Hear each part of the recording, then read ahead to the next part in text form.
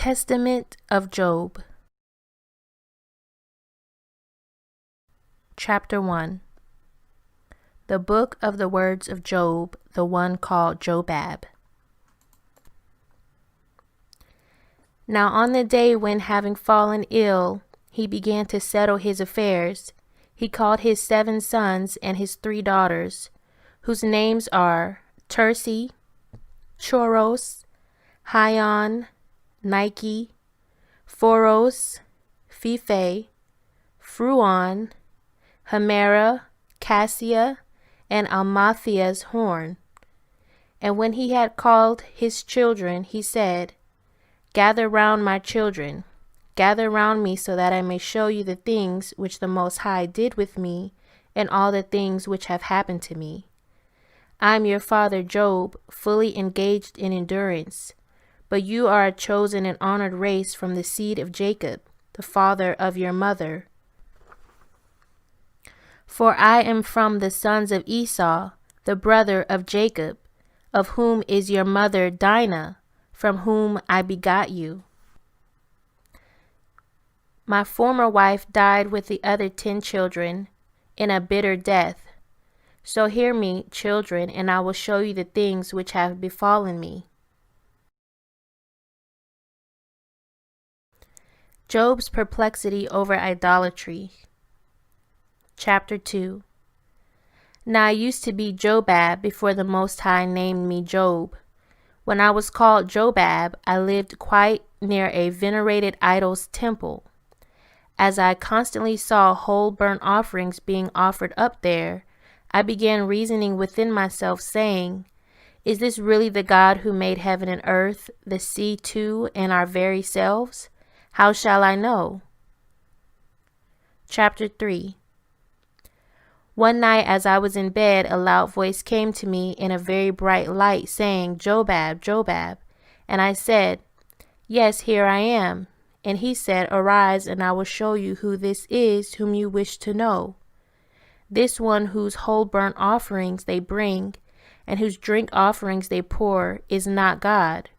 Rather, his is the power of the devil, by whom human nature is deceived. When I heard these things, I fell on my bed worshiping and saying, My Lord, who came for the salvation of my soul, I beg you, if this is indeed the place of Satan, by whom men are deceived, grant me authority to go and purge his place, so that I may put an end to the drink offerings being poured for him. Who is there to forbid me, since I rule this region?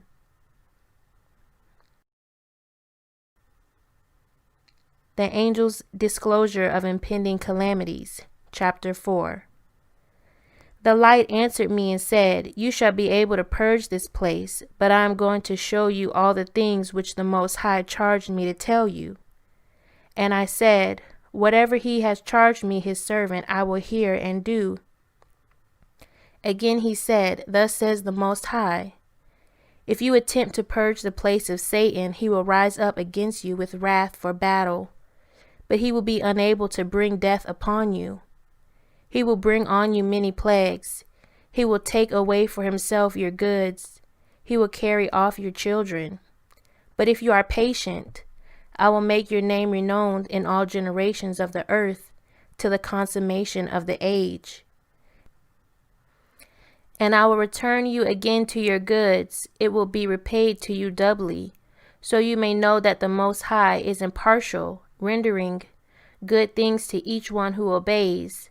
And you shall be raised up in the resurrection, for you will be like a sparing athlete, both enduring pains and winning the crown.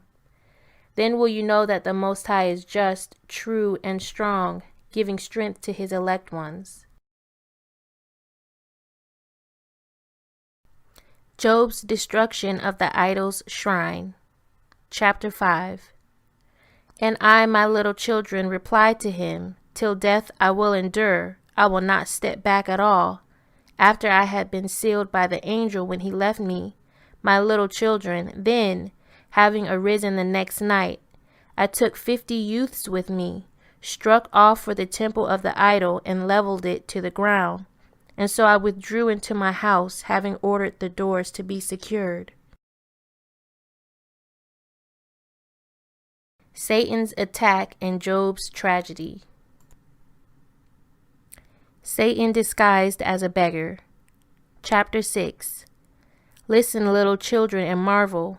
For as soon as I entered into my house and secured my doors, I charged my doormen thus: If anyone should seek me today, give no report, but say, He has no time, for he is inside concerned with an urgent matter. So while I was inside, Satan knocked at the door, having disguised himself as a beggar. And he said to the doormaid, Tell Job I wish to meet with him. When the doormaid came and told me these things, she heard me say to report that I had no time just now. Chapter 7. When he heard that, Satan departed and put a yoke on his shoulders. And when he arrived, he spoke to the doormaid, saying, Say to Job, Give me a loaf of bread from your hands, so I may eat. So I gave a burnt loaf of bread to the girl to give to him, and said to him, Expect to eat my loaves no longer, for you are estranged from me. Then the doormaid, ashamed to give him the burnt and ashen loaves of bread, for she did not know he was Satan, took the good loaf of her own and gave it to him. And when he received it and knew what had occurred, he said to the girl, Off with you, evil servant. Bring the loaf of bread given you to be given to me. The girl wept with deep grief, saying, Truly you will say I am an evil servant, for if I were not, I would have done just as it was assigned to me by my master. And when she returned, she brought him the burnt loaf of bread, saying to him, Thus says my Lord, You shall no longer eat from my loaves at all, for I have been estranged from you. Yet I have given you this loaf of bread in order that I might not be accused of providing nothing to a begging enemy. When he heard these things, Satan sent the girl back to me, saying, As this loaf of bread is wholly burnt, so shall I do to your body also. For within the hour I will depart and devastate you. And I replied to him, Do what you will, for if you intend to bring anything on me, I am prepared to undergo whatever you inflict. Satan implores the Most High for power over Job. Chapter 8. After he withdrew from me, when he had gone out under the firmament, he implored the Most High that he might receive authority over my goods. And then when he had received the authority, he came and took away all my wealth.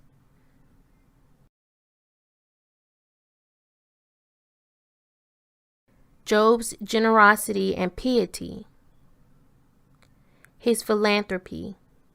Chapter 9. So listen, for I will show you all the things which have befallen me, my losses. For I used to have 130,000 sheep. Of them I designated 7,000 to be sheared for the clothing of orphans and widows, the poor and the helpless. And I had a pack of 80 dogs guarding my flocks. I also had 200 other dogs guarding the house. And I used to have 9,000 camels. From them I chose 3,000 to work in every city. After I loaded them with good things, I sent them away into the cities and villages, charging them to go and distribute to the helpless, to the destitute, and to all the widows. And I used to have 140,000 grazing she-asses. From these I marked off 500, and gave a standing order for their offspring to be sold and given to the poor and needy. From all regions people began coming to me for a meeting. The 4 doors of my house stood open, and I gave a standing order to my house servants that these doors should stand open, having this in view. Possibly some would come asking alms, and because they might see me sitting at the door, would turn back ashamed, getting nothing. Instead, whenever they would see me sitting at one door, they could leave through another and take as much as they needed. His hospitality. Chapter 10. And I established in my house 30 tables spread at all hours for strangers only. I also used to maintain 12 other tables set for the widows. When any stranger approached to ask alms, He was required to be fed at my table before he would receive his need. Neither did I allow anyone to go out of my door with an empty pocket. I used to have 3,500 yoke of oxen, and I chose from them 500 yoke and designated them for plowing, which they could do in any field of those who would use them. And I marked off their produce for the poor, for their table. I also used to have 50 bakeries from which I arranged for the ministry of the table for the poor. His underwritten charities. Chapter 11. There were also certain strangers who saw my eagerness, and they too desired to assist in this service. And there were still others at the time without resources and unable to invest a thing, who came and entreated me, saying, "We beg you, may we also engage in this service? We own nothing, however, show mercy on us and lend us money, so we may leave for distant cities on business and be able to do this poor a service. And afterward we shall repay you what is yours." When I heard these things, I would rejoice that they would take anything at all from me for the care of the poor. And receiving their note eagerly, I would give them as much as they wished, taking no security from them except a written note, so they would go out at my expense. Sometimes they would succeed in business and give to the poor, but at other times they would be robbed, and they would come and entreat me, saying, "We beg you, be patient with us. Let us find how we might be able to repay you." Without delay, I would bring before them the note and read it, granting cancellation as the crowning feature, and saying, "Since I trusted you for the benefit of the poor, I will take nothing back from you, nor would I take anything from my debtor." Chapter 12. On occasion, a man cheerful at heart would come to me, saying, "I am not wealthy enough to help the destitute, yet I wish to serve the poor today at your table." When it was agreed, he would serve and eat. At evening, as he was about to leave for home, he would be compelled to take wages from me, as I would say, "I know you are a working man, counting on and looking for your wages. You must accept." Nor did I allow the wage earner's pay to remain at home with me in my house. His fabulous wealth in cattle, the buttered mountains. Chapter 13. Those who milked the cows grew weary, since milk flowed in the mountains. Butter spread over my roads, and from its abundance my herds bedded down in the rocks and mountains because of the births. So the mountains were washed over with milk and became as congealed butter. And my servants, who prepared the meals for the widows and the poor, grew tired and would curse me in contempt, saying, "Who will give us some of his meat cuts to be satisfied?" Nevertheless, I was quite kind. His musical prowess. Chapter 14. And I used to have 6 psalms and a 10-string lyre. I would rouse myself daily after the feeding of the widows, take the lyre and play for them, and they would chant hymns. And with the psaltery I would remind them of the Most High, so that they might glorify the Most High.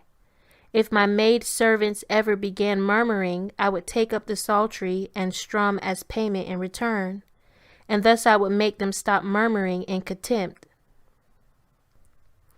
His familial piety. Chapter 15. After the ministry of the service, my children daily took their supper. They went into their older brother to dine with him, taking along with them their 3 sisters also.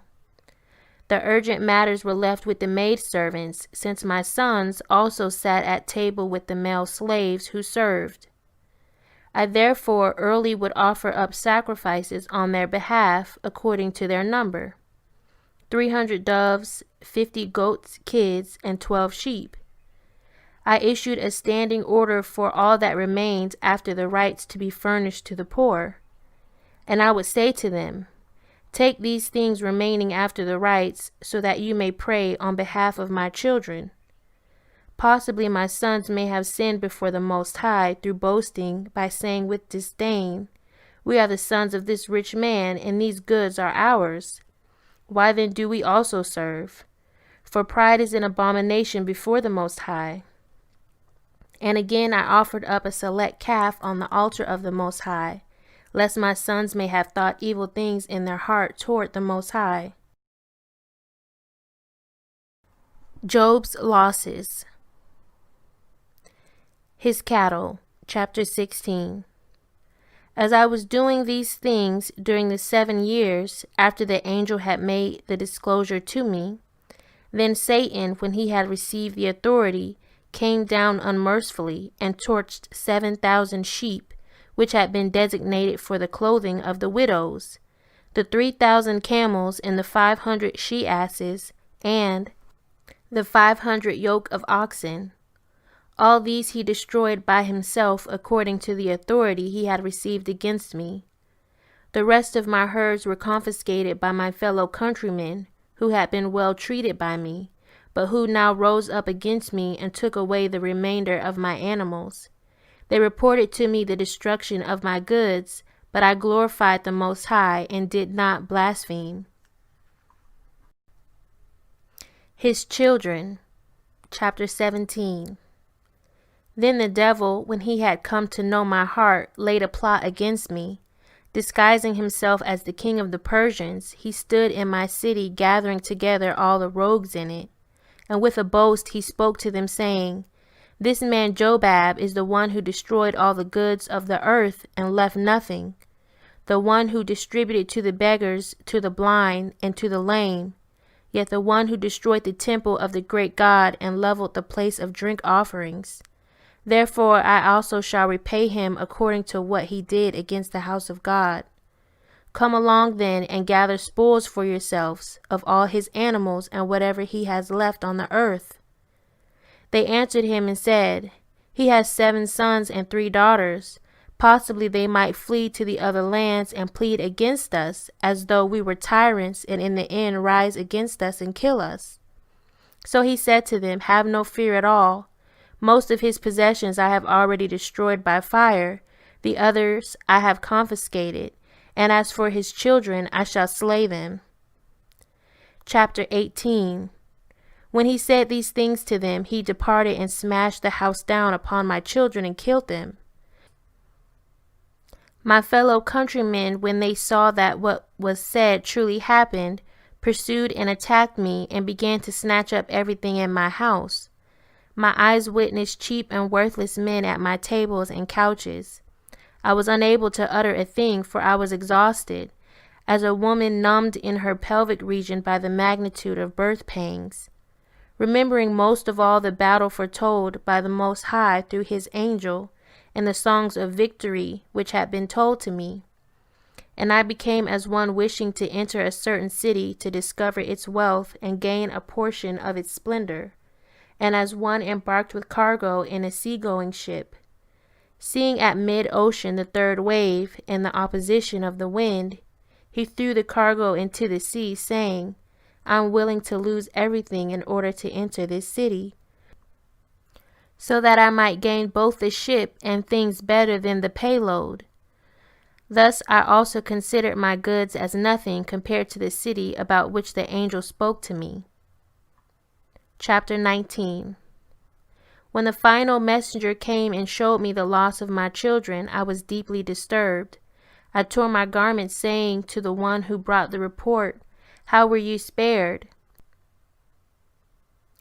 And then when I understood what had happened, I cried aloud, saying, "The Most High gave, the Most High took away. As it seemed good to the Most High, so it has happened. Blessed be the name of the Most High." His health. Chapter 20. So when all my goods were gone, Satan concluded that he was unable to provoke me to contempt. When he left, he asked my body from the Most High, so he might inflict the plague on me. Then the Most High gave me over into his hands to be used as he wished with respect to the body, but he did not give him authority over my soul. Then he came to me while I was sitting on my throne mourning the loss of my children. And he became like a great whirlwind and overturned my throne. For 3 hours I was beneath my throne, unable to escape. And he struck me with a severe plague from head to toe. In great trouble and distress I left the city, and I sat on a dung heap, worm-ridden in body. Discharges from my body wet the ground with moisture. Many worms were in my body, and if a worm ever sprang off, I would take it up and return it to its original place, saying, "Stay in the same place where you were put until you are directed otherwise by your commander." His wife, chapter 21. I spent 48 years on the dung heap outside the city, under the plague, so that I saw with my own eyes, my children, my first wife carrying water into the house of a certain nobleman, as a maidservant, so she might get bread and bring it to me. I was stunned, and I said, "The gall of these city fathers, how can they treat my wife like a female slave?" After this I regained my senses. Chapter 22. After 11 years they kept even bread itself from me, barely allowing her to have her own food. And as she did get it, she would divide it between herself and me, saying with pain, "Woe is me, soon he will not even get enough bread." She would not hesitate to go out into the market to beg bread from the bread sellers, so she might bring it to me so I could eat. Chapter 23. When Satan knew this, he disguised himself as a bread seller.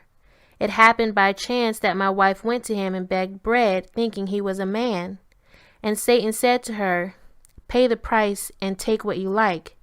But she answered him and said, "Where would I get money? Are you unaware of the evils that have befallen us?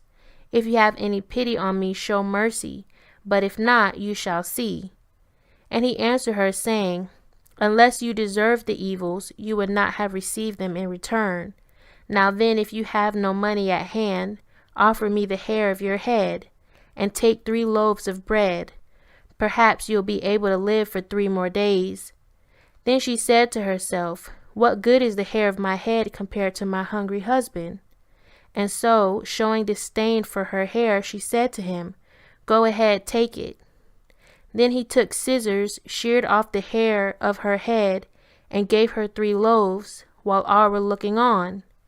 When she got the loaves, she came and brought them to me. Satan followed her along the road, walking stealthily and leading her heart astray.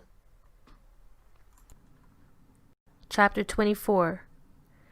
At once my wife drew near, crying out with tears. She said to me, "Job, Job, how long will you sit on the dung heap outside the city, thinking, only a little longer, and awaiting the hope of your salvation? As for me, I am a vagabond and a maidservant, going round from place to place. Your memorial has been wiped away from the earth. My sons and the daughters of my womb, for whom I toiled with hardships in vain, and here you sit, in worm-infested rottenness, passing the night in the open air. And I, for my part, am a wretch immersed in labor by day and in pain by night, just so I might provide a loaf of bread and bring it to you. Any more, I barely receive my own food, and I divide that between you and me, wondering in my heart that it is not bad enough for you to be ill, but neither do you get your fill of bread.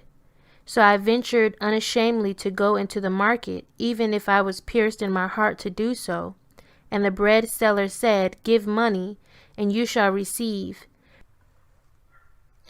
But I also showed him our straits, and then heard from him, "If you have no money, woman, pay with the hair of your head and take 3 loaves.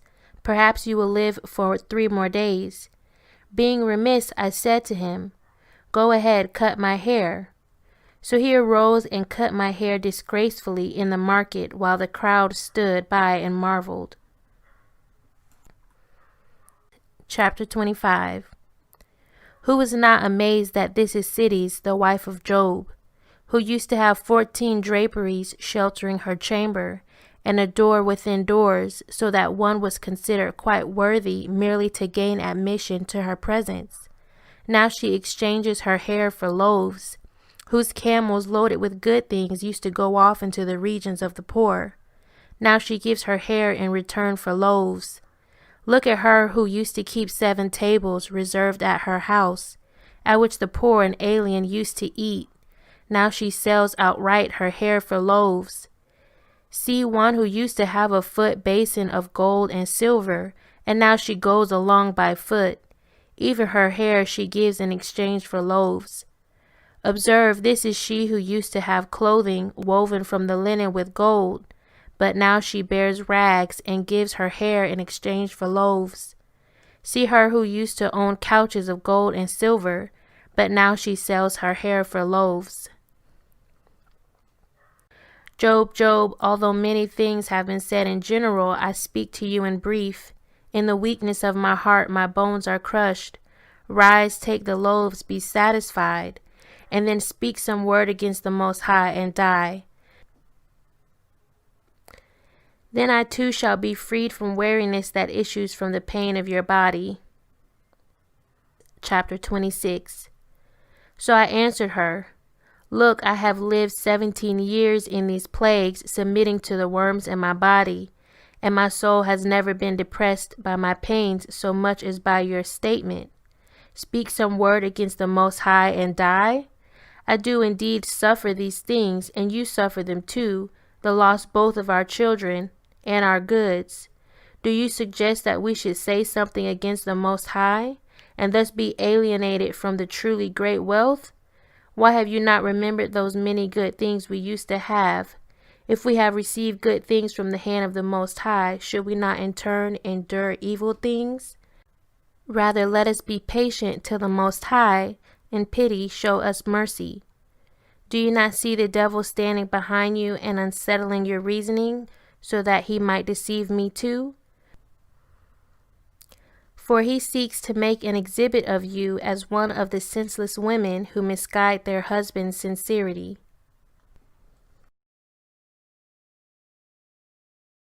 Job's triumph and Satan's defeat.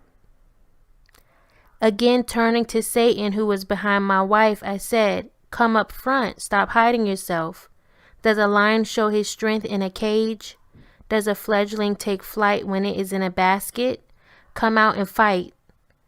Then he came out from behind my wife, and as he stood, he wept, saying, Look, Job, I am weary, and I withdraw from you, even though you are flesh, and I a spirit.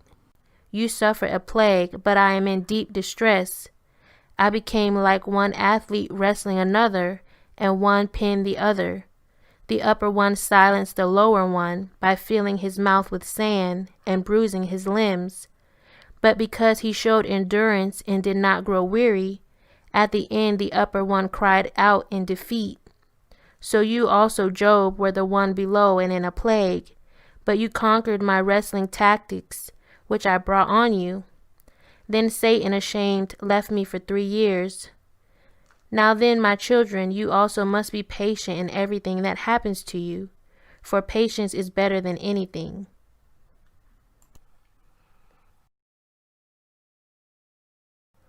Job recognized and the kings astonished.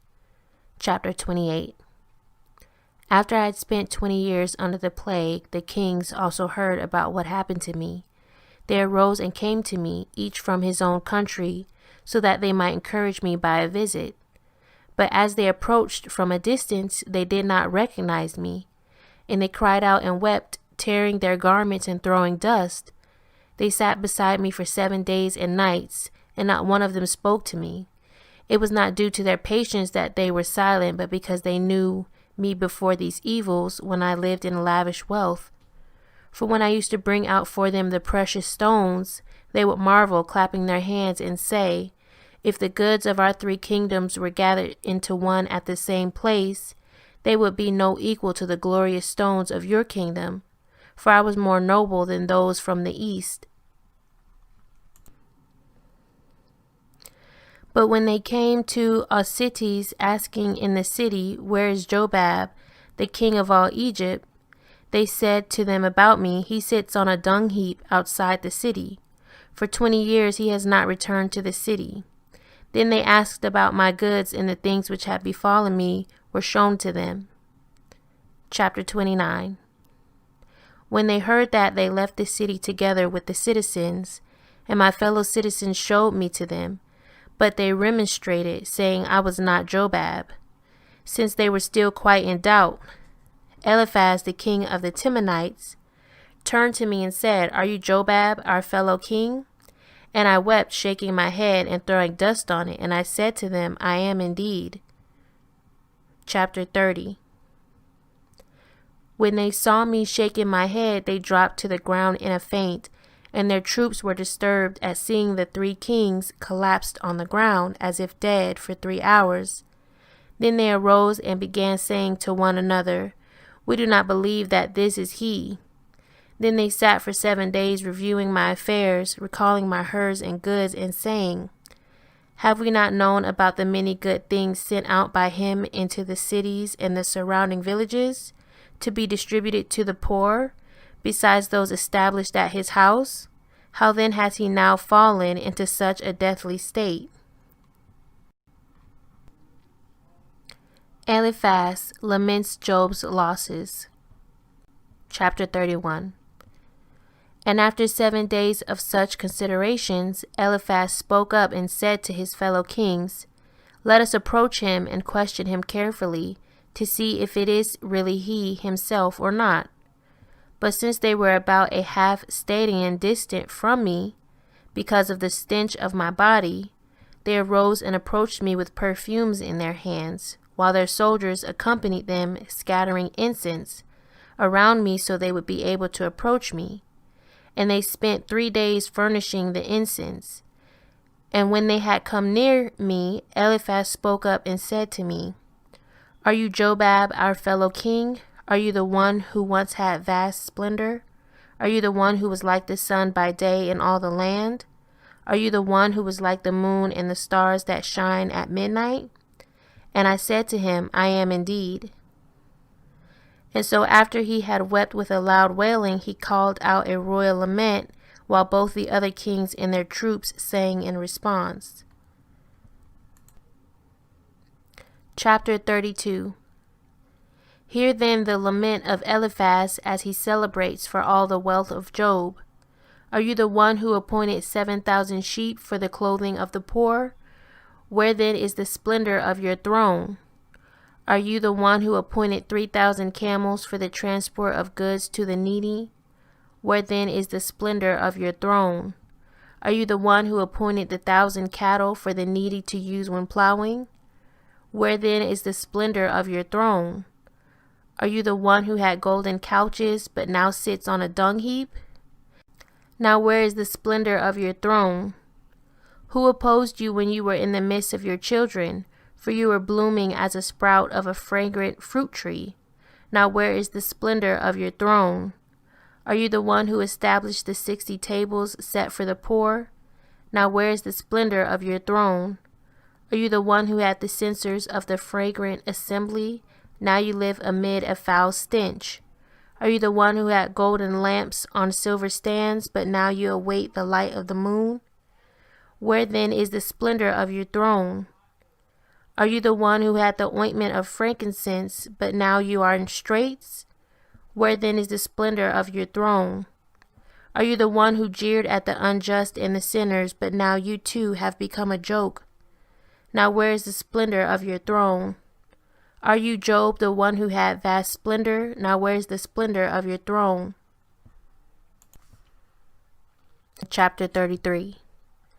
After Eliphaz finished wailing while his fellow kings responded to him all in a great commotion, when the uproar died down, I said to them, Quiet, now I will show you my throne with the splendor of its majesty, which is among the holy ones. My throne is in the upper world, and its splendor and majesty come from the right hand of the Father.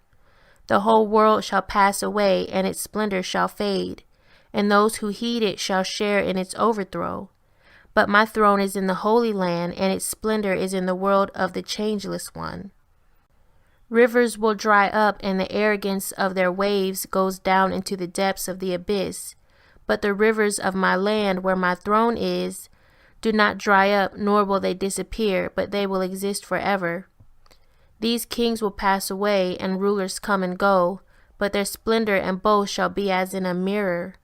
But my kingdom is forever and ever, and its splendor and majesty are in the chariots of the Father. Chapter 34. As I was saying these things to them so they would be quiet, Eliphaz became enraged and said to the other friends, "What good has it done that we have come here with our armies to comfort him? Look, now he accuses us. Let us then go back to our own countries. Here he sits in the misery of worms and foul odors, and yet he is piqued at us. Kingdoms pass away, and so do their sovereigns. But as for my kingdom, he says, it shall last forever." So Eliphaz, arising with great consternation, turned away from them in deep sadness and said, "I am leaving.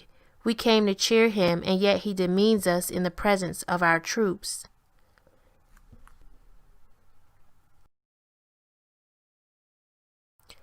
Bildad tests Job's sanity.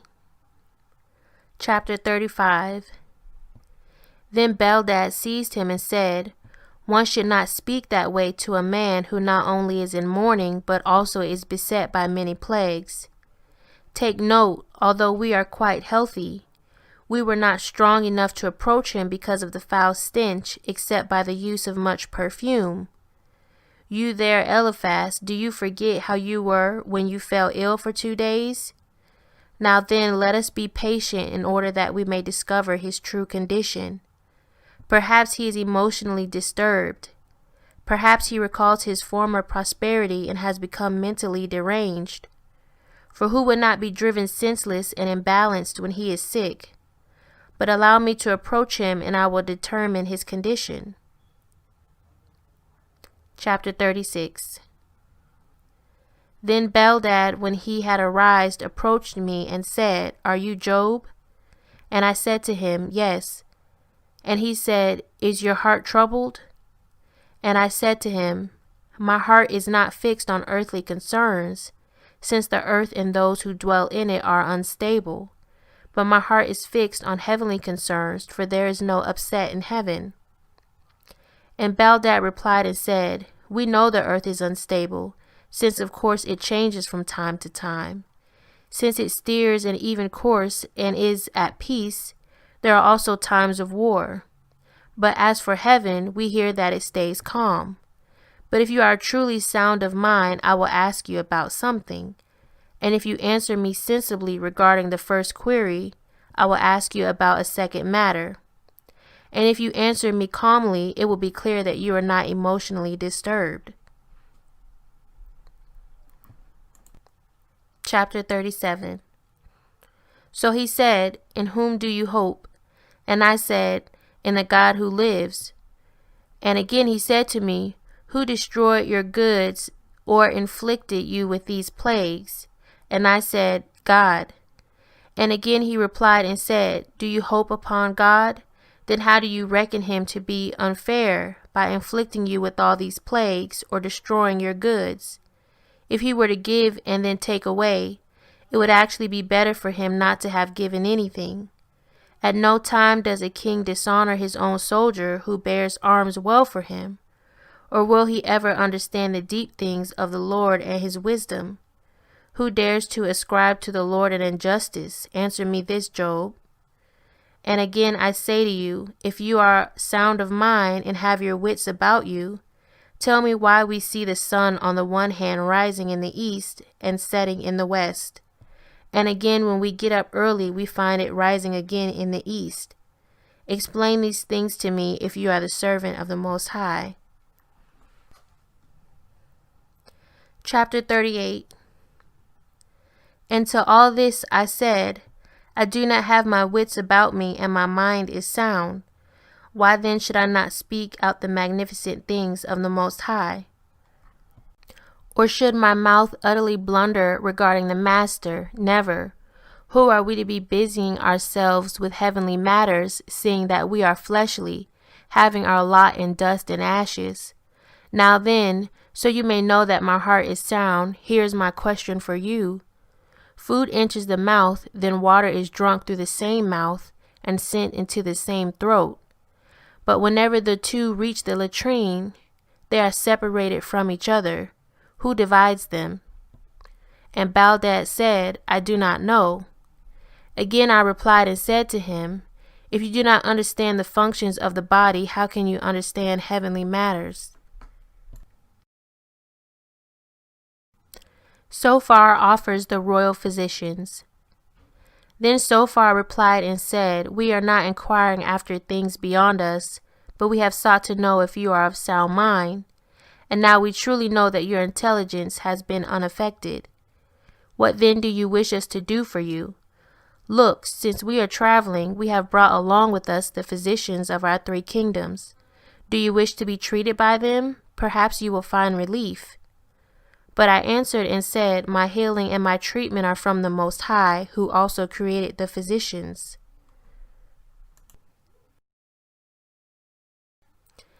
Cities, laments her children, dies and is buried. Chapter 39. While I was saying these things to them, my wife Cities arrived in tattered garments, fleeing from the servitude of the official she served, since he had forbidden her to leave lest the fellow kings see her and seize her. When she came, she threw herself at their feet and said, weeping, do you remember me, Eliphaz, you and your 2 friends? Whose sort of person I used to be among you and how I used to dress? But now look at my debut and my attire. Then when they had made a great lamentation and were doubly exhausted, they fell silent, so that Eliphaz seized his purple robe, tore it off, and threw it about my wife. But she began to beg them, saying, I plead with you, order your soldiers to dig through the ruins of the house that fell on my children, so that at least their bones might be preserved as a memorial, since we cannot because of the expense. Let us see them, even if it is only their bones. Have I the womb of cattle or of a wild animal that my 10 children have died, and I have not arranged the burial of a single one of them? And they left to dig, but I forbade it, saying, do not trouble yourselves in vain, for you will not find my children, since they were taken up into heaven by the Creator their King. Then again they answered me and said, who then will not say you are demented and mad when you say, my children have been taken up into heaven?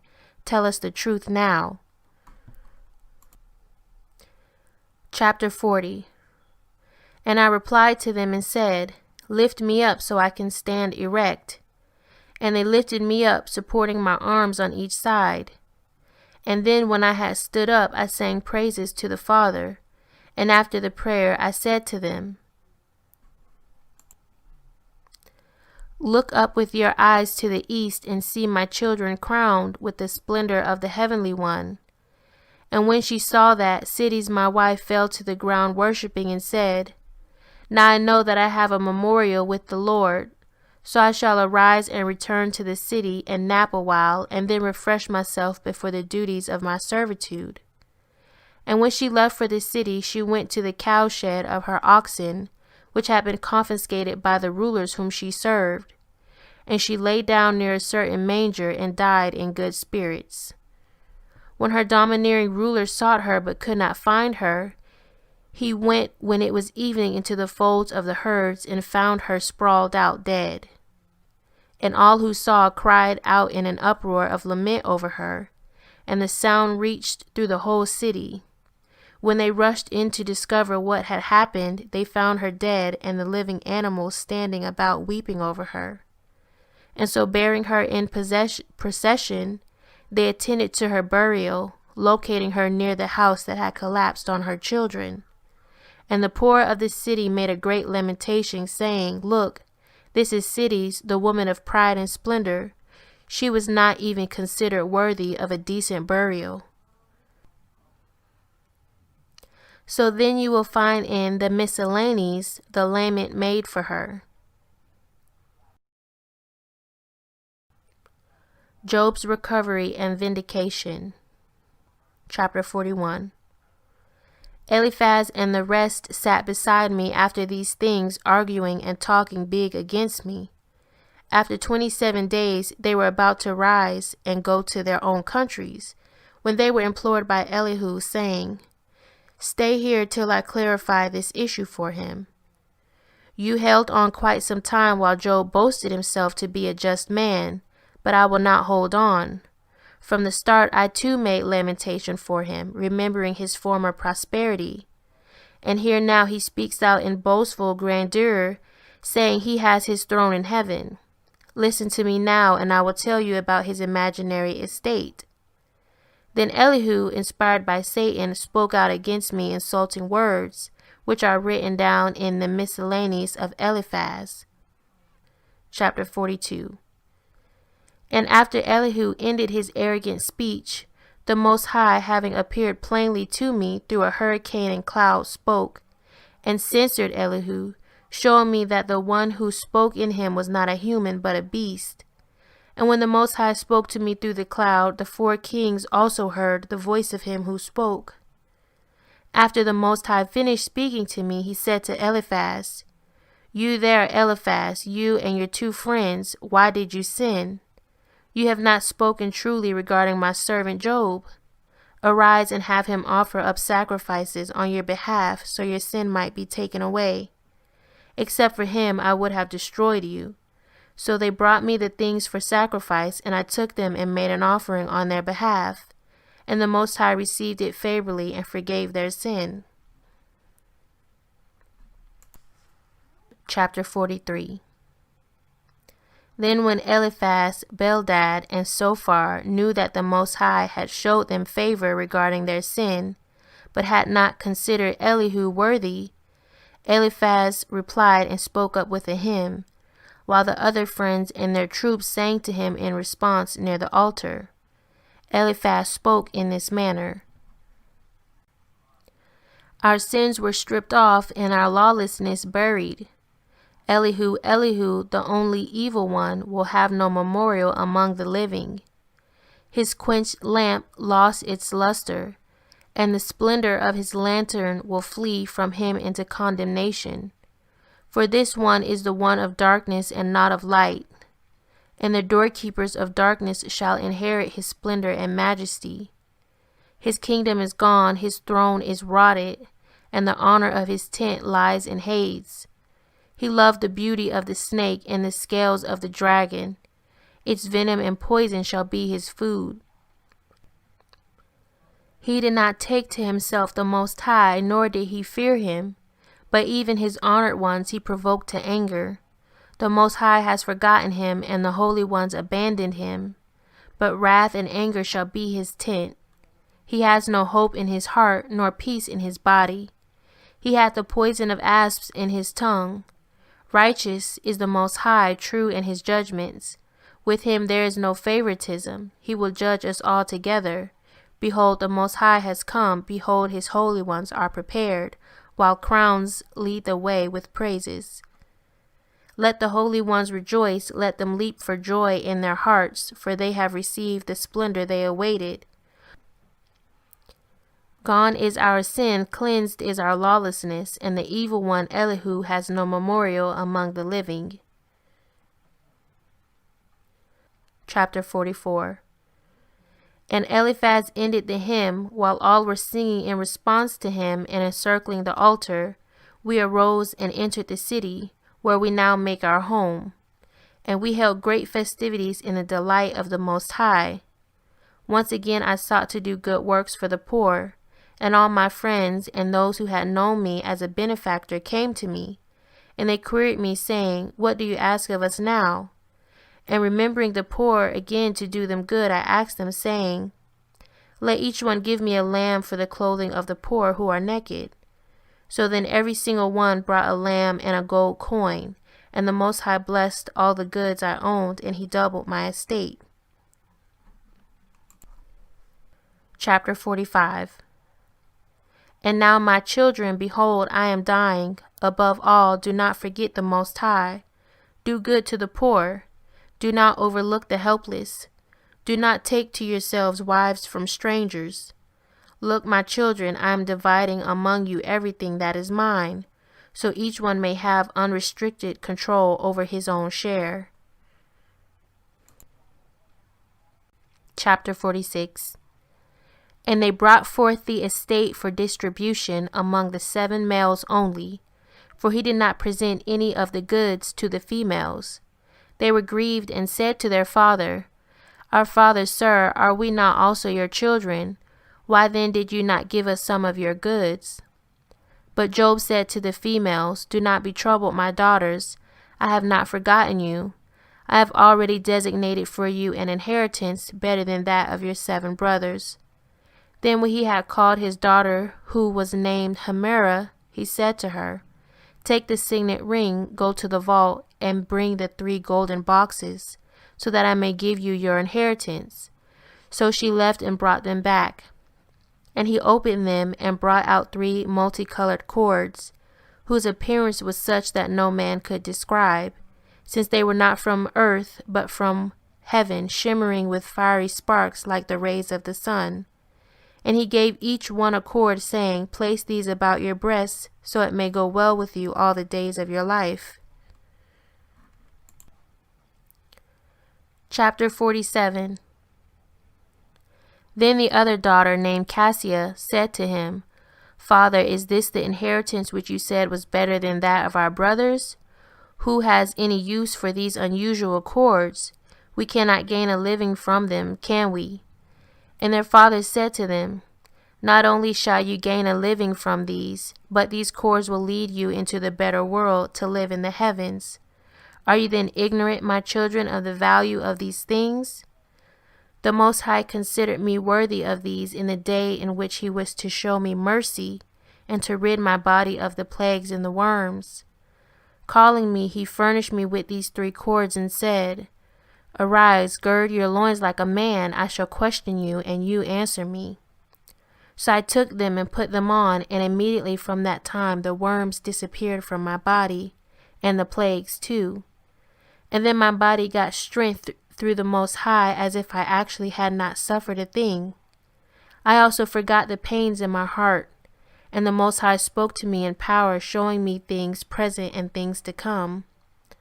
Now then, my children, since you have these objects, you will not have to face the enemy at all. But neither will you have worries of him in your mind, since it is a protective amulet of the Father. Rise then, gird yourselves with them before I die, in order that you may be able to see those who are coming for my soul, in order that you may marvel over the creatures of the Most High. Chapter 48. Thus when the one called Hemera arose, she wrapped around her own string, just as her father said, and she took on another heart, no longer minded toward earthly things, but she spoke ecstatically in the angelic dialect, sending up a hymn to the Most High, in accord with the hymnic style of the angels. And as she spoke ecstatically, she allowed the Spirit to be inscribed on her garment. Chapter 49. Then Cassia bound hers on and had her heart changed, so that she no longer regarded worldly things, and her mouth took on the dialect of the archons, and she praised the Most High for the creation of the heights. So if anyone wishes to know the creation of the heavens, he will be able to find it in the hymns of Cassia. Chapter 50. Then the other one also, named Amalthea's horn, bound on her cord, and her mouth spoke ecstatically in the dialect of those on high, since her heart also was changed, keeping aloof from worldly things. For she spoke in the dialect of the cherubim, glorifying the Master of virtues, by exhibiting their splendor. And finally, whoever wishes to grasp a trace of the paternal splendor will find it written down in the prayers of Amalthea's horn. Chapter 51. After the 3 had stopped singing hymns while the Most High was present, as was I, Nereus, the brother of Job, and while the holy angel also was present, I sat near Job on the couch, and I heard the magnificent things, while each one made explanation to the other.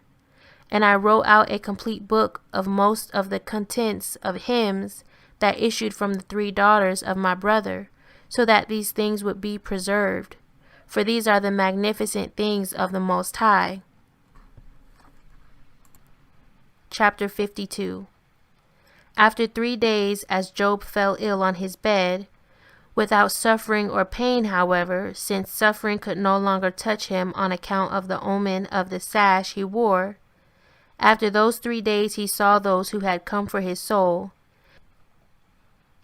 And rising immediately, he took a lyre and gave it to his daughter Himera.